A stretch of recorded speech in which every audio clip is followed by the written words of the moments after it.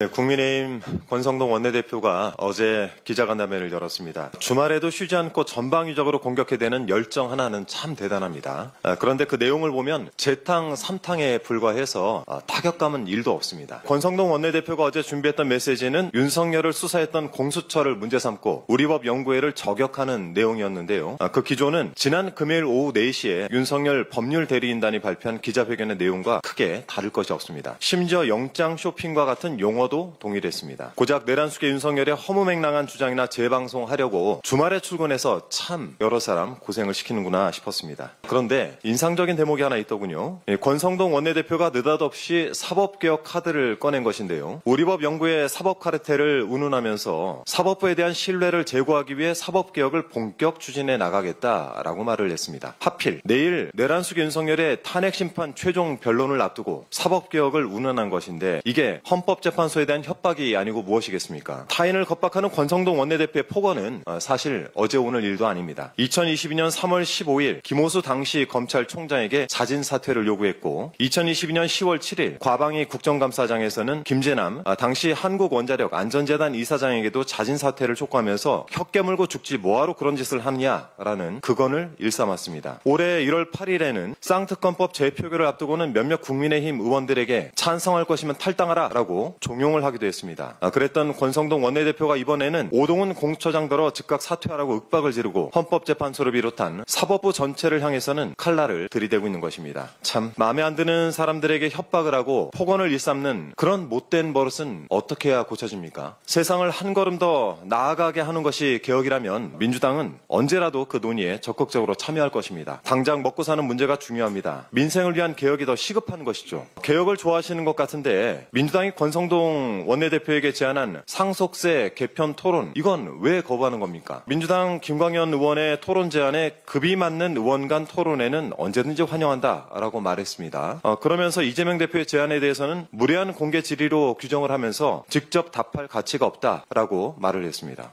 정작 이 질문의 핵심 그러니까 상속세 개편과 관련한 국민의힘 입장은 무엇입니까?